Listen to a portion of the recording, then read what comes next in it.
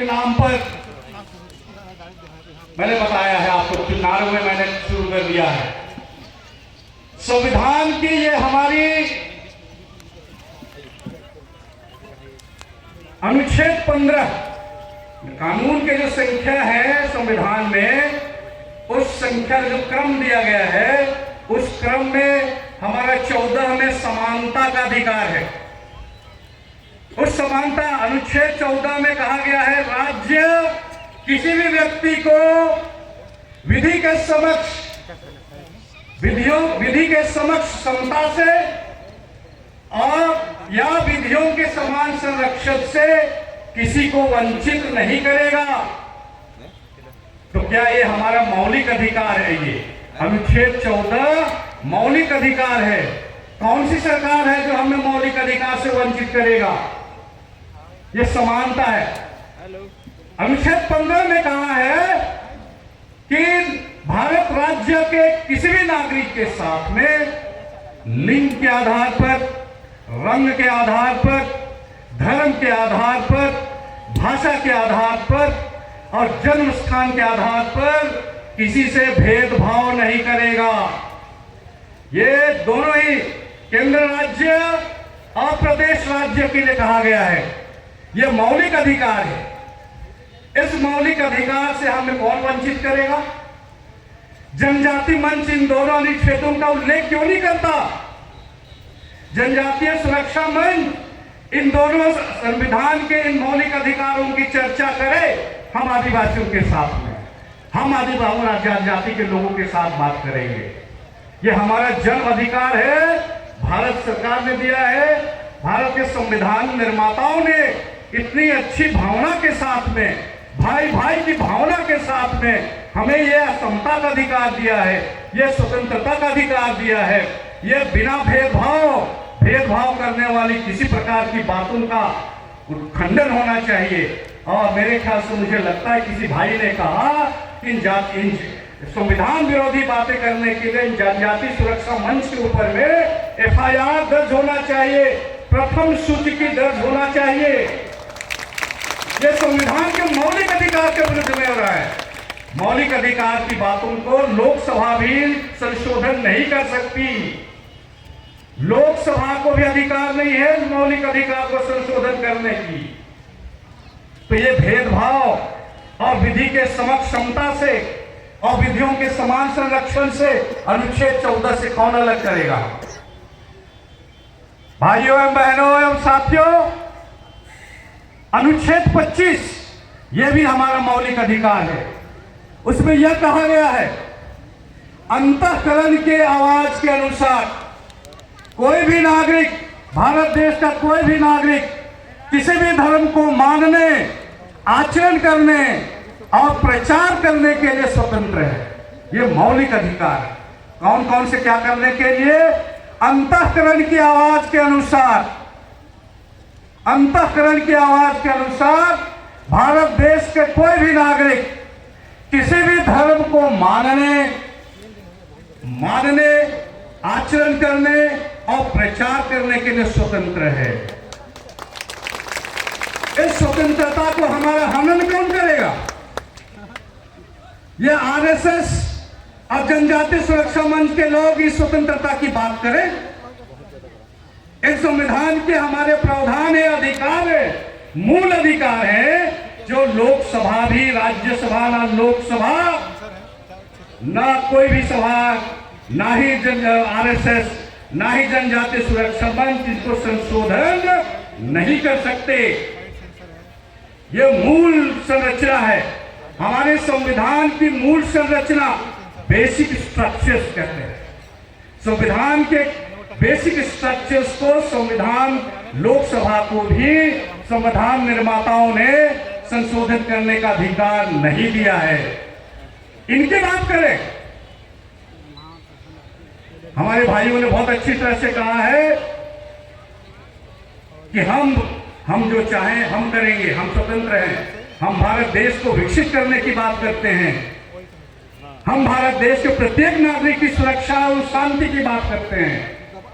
हम किसी से भेदभाव की बात नहीं करते। हम अपने भेदभाव की बात करके हम हमारे पैरों पर कुल्हाड़ी मारना नहीं चाहते हैं। संविधान के अनुच्छेद 244 जिसके अंतर्गत 5वीं अनुसूची आता है, ये 5वीं अनुसूची हमें देता है ये अधिकार जो पेशा कानून के रूप में दिया गया है। हमारे विनय जी ने बहुत अच्छी तरह से ग्राम सभा के विषय में कहा है, ये हमारे लिए स्वराज देता है। आपने सन 1996 में सुना है ग्राम स्वराज, यहाँ वहाँ के गाँव में कुछ तख्तियां लिखा के सीमेंट का तख्ती बना के लिखा गया था ग्राम स्वराज हमारा अधिकार है। आज 25 वर्ष बीत गए साथियों, हम सब सो रहे हैं।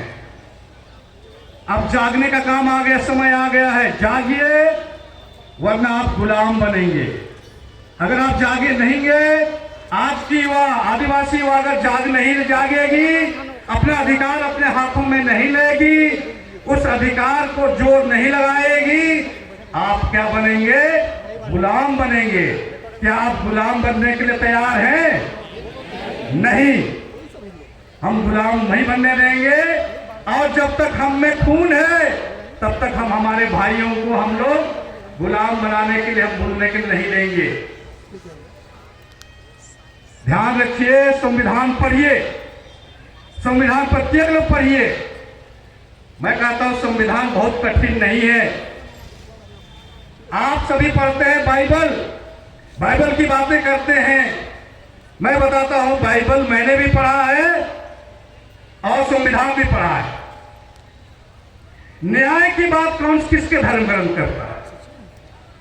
हमने अभी कहा, उद्देशिका में पढ़ा, हम भारत के लोग भारत को एक हम लोग संपूर्ण प्रभुत्व संपन्न समाजवादी पंथनिरपेक्ष लोकतंत्र गणराज्य तथा उसके समस्त नागरिकों को सामाजिक, आर्थिक और राजनीतिक न्याय, ये न्याय कहां शब्द आपने सुना? न्याय का शब्द कौन सा धर्म ग्रंथ बोलता है? सिर्फ बाइबल बोलता है। सिर्फ बाइबल में न्याय की बात होती है।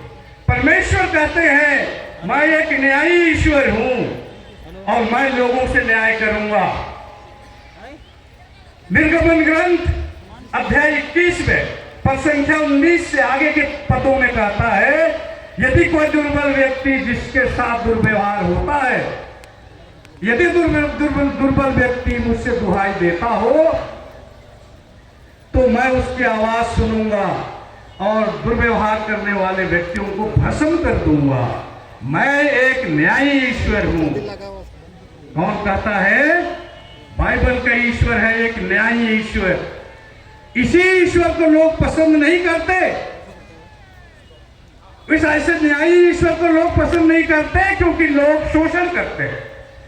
दुर्बलों का, कमजोर वर्गों का लोग शोषण करते हैं। इसलिए लोग हम लोग को सही रास्ते से भटकाने के लिए लोगों को, मेरे ख्याल से हमारे वक्ता पीसी कुंजू जी ने कहा बताया कि हमारे भाइयों ने ईसाई धर्म इसलिए स्वीकार किया सिर्फ मुर्गी पूजा, चिंगना पूजा से भागने के लिए। मुर्गी पूजा और चिंगना पूजा नहीं करना, धर्मेश की पूजा करना। हमें किसकी सेवा पूजा करना है? धर्मेश की पूजा करना है, लेकिन मुर्गी पूजा और चिंगना पूजा नहीं करना। बस यही बात है। हम ईसाई हैं, हम ऐसे परमेश्वर की आराधना करते हैं, ऐसे परमेश्वर की बातों को सुनते हैं जो हमारे लिए न्याय देता है। जनजाति सुरक्षा कमेंशन न्याय को ले जाना चाहते हैं, न्याय छीनना चाहते हैं। तो ये आप संवैधानिक बातें कर रहे हैं, इनको कतई हमें जगह नहीं देना चाहिए। और सरकार के जो लोग सरकार में हैं, उन हमारे सभी प्रतिनिधियों को, चाहे वह हमारे प्रदेश के प्रतिनिधि हैं जिसको हम लोग विधायक के नाम पे जानते हैं या सांसद के नाम पे जाते हैं, ये सुन लें और ये बात उठाएं विधानसभा में और लोकसभा में, राज्यसभा में ये बात निकालें। किसी के साथ भेदभाव नहीं करना है, सबके साथ समता का भाव व्यवहार करना है और न्याय की बातें हैं, उस न्याय की बातों को स्थापित करना है। साथियों, हमारे लिए बहुत सारी बातें हैं। ईसाई नबी हमारे बाइबल में कहते हैं बुराई करना छोड़ दो। अध्याय 1 पद संख्या 16 से 18 तक में कहते हैं बुराई करना छोड़ दो, भलाई करना सीखो। आज जनजाति सुरक्षा मंच के लोगों को सुनना चाहिए। ये ईसाई नबी हमारा बाइबल का धर्म कहता है बुराई करना, शोषण करना बंद करो और क्या करना सीखो, भलाई करना सीखो। इस शहर के सारे लोगों को, इस तमाम क्षेत्र के लोगों से मैं बताता हूं कि बाइबल जो ईसाइयों का धर्म ग्रंथ हमें ये बता रहा है कि भलाई करने के लिए सीखना है, बुराई नहीं करना है, शोषण नहीं करना है। तब हम भारतवासी सभी भाई भाई। ये हमारा घर। दलितों की सहायता करो, विधवाओं की मदद करो, अनाथों की सहायता करो। ऐसी बातें सिर्फ हमारे बाइबल का। और ये न्याय, यही चीज है न्याय। यही न्याय हमारे संविधान की उद्देशिका में आया हुआ है।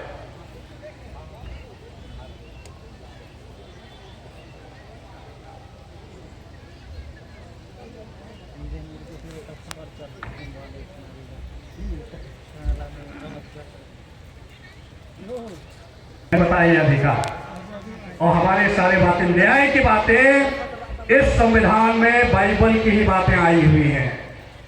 न्याय की परिकल्पना जो की गई है इस संविधान में, हमारे संविधान निर्माताओं ने ये हमारे बाइबल के ही लिए गए। कोई भी किसी भी धर्म का धर्म ग्रंथ न्याय की व्याख्या या न्याय की बातें नहीं करता। मैं ये डंके की चोट पे कहता हूं, मैं ये डंके की चोट पे कहता हूं, यदि वेद पुराण और ये सारे चीजें न्याय की बातें करते हो तो न्याय की बातें बता दे मुझे। कोई भी धर्म का धर्म ग्रंथ नहीं करता, सिर्फ ईसाई धर्म का धर्म ग्रंथ। अगर ये ईसाई धर्म का धर्म ग्रंथ भलाई करने के लिए, न्याय करने की बातें करता है तो इसका विरोध क्यों होता है? तो ये हमें कहता। दूसरी बात है बराबरी का। बराबरी का कोई बात नहीं करता, बराबरी की बात कोई नहीं करता।